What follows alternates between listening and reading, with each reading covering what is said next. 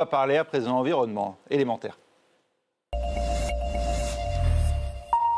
Avec Audrey Racine. Bonjour Audrey. Bonjour Raphaël. On va s'arrêter sur la situation au Canada qui vient un véritable cauchemar après une année 2023 marquée par les feux terribles. On s'en souvient, les Canadiens n'ont que peu de répit puisque la saison des feux, elle a déjà commencé en avance cette année. Oui, on va commencer par regarder la situation avec cette carte des foyers actifs.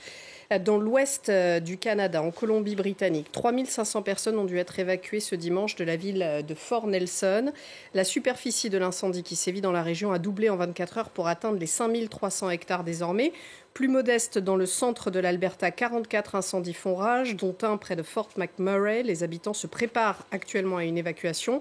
Et enfin, d'autres ordres d'évacuation ont été lancés au Manitoba, à l'est du Saskatchewan, pour de petites agglomérations.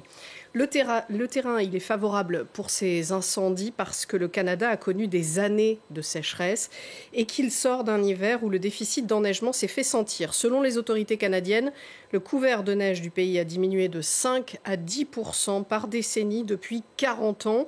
C'est à la fois un déficit en eau et ces hivers trop chauds, c'est aussi un stress pour les forêts qui ont besoin de cet endormissement saisonnier.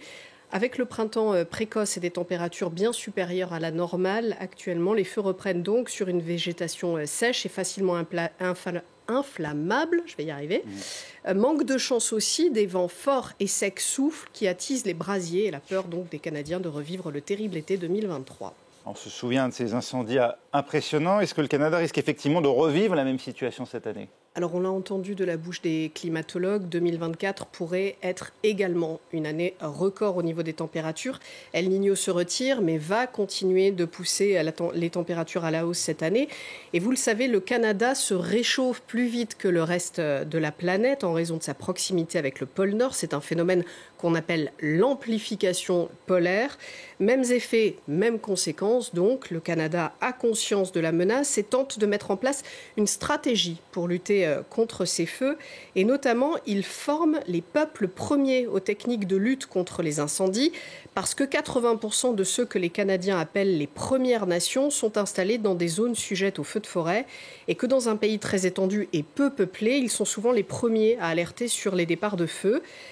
Revenons maintenant, si vous le voulez bien, sur le bilan des incendies de 2023. Ils ont dégagé plus d'1 milliard de tonnes de CO2.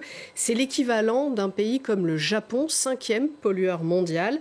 Et regardez maintenant cette courbe enregistrée par l'organisme de surveillance européen du climat, Copernicus. Il s'agit des émissions de carbone issues des feux au Canada. Regardez ce pic incroyable au printemps 2023. C'est la courbe rouge qui monte presque à la verticale. Vous comprenez bien là que ce qui se passe au Canada ne reste pas au Canada, d'autant que ce pays boisé a connu une perte dramatique de son couvert forestier due à ces incendies en 2023. Regardez cette carte en brun, les 15 millions d'hectares brûlés en un an. En plus de l'émission de CO2, c'est autant d'arbres qui ne pourront plus capter de CO2. Et si on dézoome et qu'on regarde la perte du couvert forestier au Canada ces 20 dernières années, eh bien ça se passe de commentaires. Les fumées dégagées par ces incendies ont aussi eu des conséquences sur la qualité de l'air jusqu'en Europe. Les particules fines ont traversé l'Atlantique. Les particules de carbone se sont aussi déposées sur la banquise de l'Arctique, en accélérant aussi sa fonte. Encore une fois, ces incendies, ce n'est pas le problème du seul Canada, mais du monde entier. Aujourd'hui, toutes les forêts du monde ont été tellement abîmées qu'elles ne captent plus que l'équivalent des émissions d'un pays comme la France. Pour le reste, il faut compter sur nos océans qui sont aussi en mauvaise santé. Merci Audrey, c'était élémentaire avec Audrey Racine.